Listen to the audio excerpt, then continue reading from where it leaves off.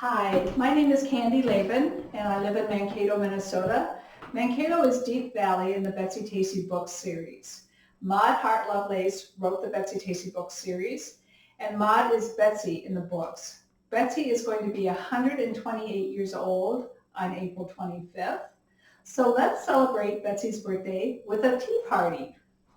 So I'm going to talk about how you can put together a tea party that's elegant, beautiful, and doesn't cost a lot of money.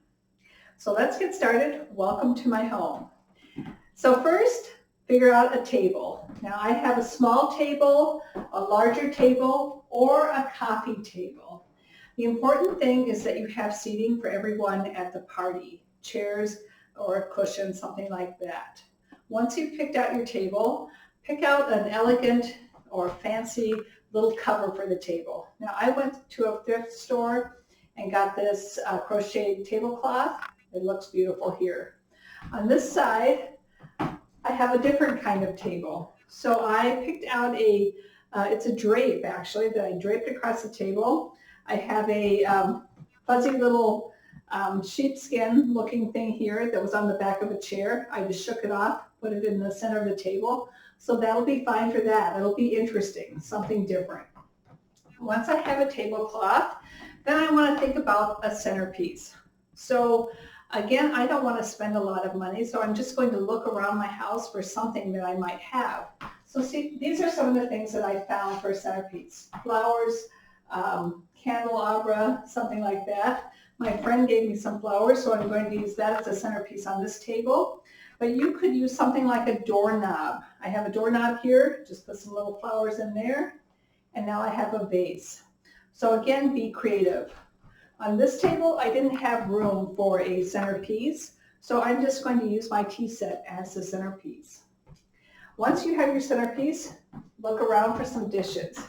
I don't have a budget to buy dishes, so I have some heirloom dishes that were my grandmother's. These are Franciscan ware. I'm going to use those. But if you don't have a match set, that doesn't matter. Take a look around for what you do have. Here I put a bunch of mismatched plates together, and when I put them all together, they're going to look beautiful. So when you're looking for plates, it wouldn't be a dinner-sized plate that you would use for a tea party. It would be something smaller. So usually a luncheon size or a salad plate will work just fine. However, on this table, I decided that I want to have a charger plate, a larger plate on the bottom, and that is all kind of a similar color blue that will pull this table all together. And then I'm going to put my mismatched place settings on top of that. So I put the smaller plates on top of that. It looks beautiful. When these plates are dirty and I remove them, I will have a clean place setting that looks pretty.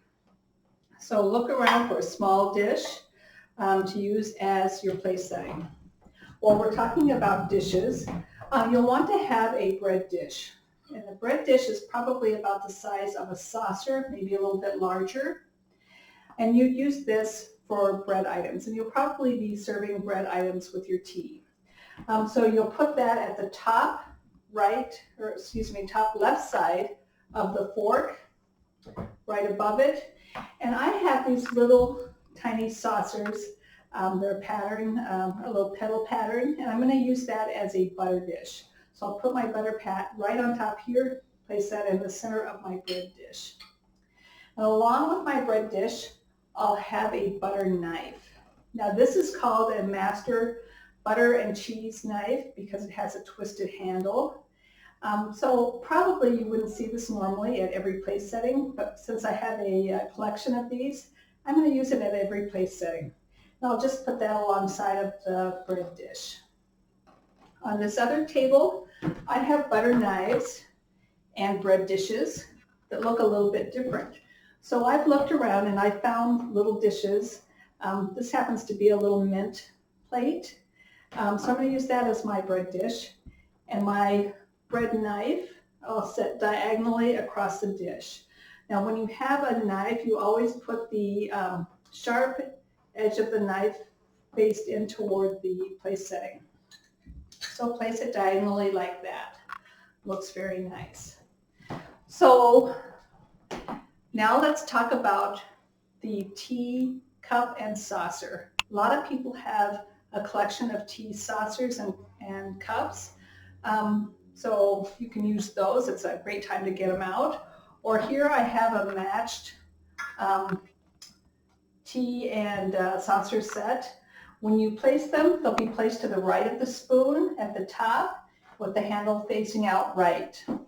On this side, I used blue, these are blue willow, for my tea and cup and saucer set. It ties in with the blue that I have going on here. Now I have a collection of, because I'm a collector, of teaspoons, and I'm going to use those. So you could either put the teaspoon right beside the spoon, or you can put it on your saucer like that. So let's talk about this teacup and the spoon. When you're stirring tea, I'll show you how to do it properly. You wouldn't stir tea in a circular pattern, because if you have bone china, it's very delicate, and if you hit the edge of it, you might chip it. So you just stir back and forth gently, and then place your spoon to the side, let the extra tea drip off into the cup, and then place the spoon on your saucer. Just like that is the proper way to stir tea. So we'll talk about our silverware. Now I have a set of stainless steel silverware that looks nice over here. I also collect antique silver, just mismatched silverware, and I'd like to use it. So when I put it all together, it looks beautiful. So the fork will go on the left side, and it's usually not a dinner fork. It could be, but use a salad fork, something smaller. So left side, and on the right side is the spoon. Place that here, and it's about an inch from the edge of the table. If you're serving a dessert that takes a fork, you can put a dessert fork at the top of your plate. The tines are facing right. And if you're serving something that would be, you'd use a spoon, some sort of pudding type thing for dessert, you could place your spoon at the top of the fork with the bowl of the spoon facing to the left, something like that. Okay, so once you have the silverware down and the teacups and the saucers and the plates are all down, you might want to add a water glass. So here I have water glasses. They could be mismatched. If you have about the same height, it looks nice. Over here, I looked around and I found a German wine flask. So I thought this might make a nice wine glass. So if I face it downward, it looks like this. If I tip it over, it turns into a glass. So that's kind of a conversation piece. I think it'll go nicely. So once I have the water glasses there, I might put my pitcher on a side table if I don't have room on the table. Let's talk about teapots. Now teapots come in a variety of shapes and sizes and materials. So I happen to have gotten an heirloom tea set. This has a coffee pot with it and a teapot. Now how I know that this is the teapot is because it is fatter on the bottom than the coffee pot. So use your teapot, and when you put the teapot on the table, the handle faces, or I'm sorry, the spout faces out toward the person who's going to be serving. So the spout is faced out to this direction, this person will be serving the tea. If you have a creamer and sugar, the sugar goes on the left-hand side of the pot, cream goes on the right-hand side with the handle faced out rightward. So when you're making your tea, you first want to heat up your teapots. So put hot water in your teapot, get those pots heated up, and you would do that in a porcelain type of teapot as well. Put hot water in there, and then when you're ready for the tea, pour the hot water out, put the tea in, and your teapot will stay a lot warmer on the table if you do that.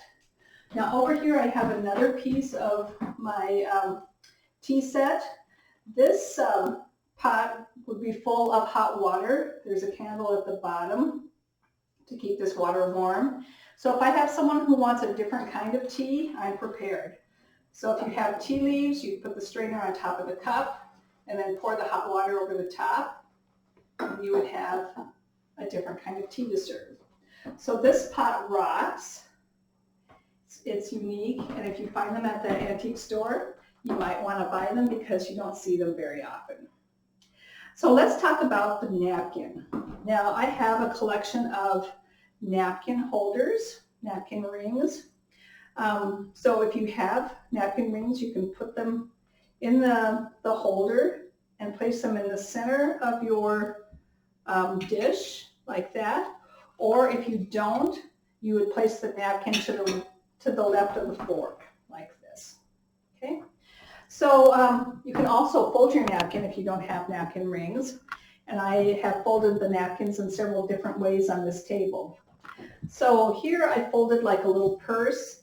I put a pen or button on top to make it look cute. You could have something inside of it too if you'd like. Now this is called a bishop's hat, and I'll show you how to fold that. So you'll take a square napkin like this, and you'll fold it in half to make a triangle, lay it down, take your edges and bring them to the top.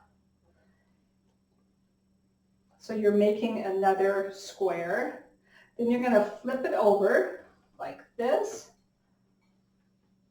and tuck those corners in like this. And now you have a little bishop's hat that will stand up and look really cute. So fold your napkin. You can use a paper napkin if you like. That'll add color to your table. So once your table is done, you want to think about what kind of food are you going to serve. Well, you'll probably serve some sort of bread, a sandwich, a muffin, a biscuit, or a scone to be served. If you serve a scone, you'd probably serve it with clotted cream and jam, which you'd also have on the table. Now you could put those in platters. You'd also have something savory, maybe a cracker with a spread, cheese, something like that. Could be in a platter as well. And then a dessert. And your desserts are going to be tiny, something that's about the size where you take 2 or 3 bites. You might have a tiered platter. So if you have a tiered platter, use that. You could use that as a centerpiece of your table as well. Or if you don't have a tiered platter, you can make one. So here I have a couple of cake stands. I'm going to just layer them. I put some double sticky tape on the bottom and then layer this on top with double sticky tape. There you have a tiered stand. So when you have breads, you put breads, tea sandwiches, that kind of thing on the bottom.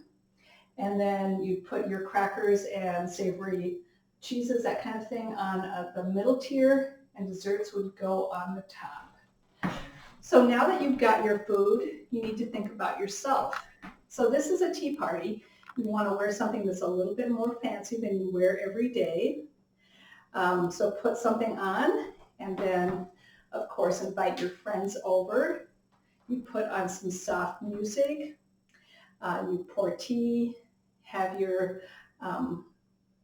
food and your desserts. You'd laugh and enjoy yourself. So at this tea party, think about Betsy and wish Betsy a happy 128th birthday.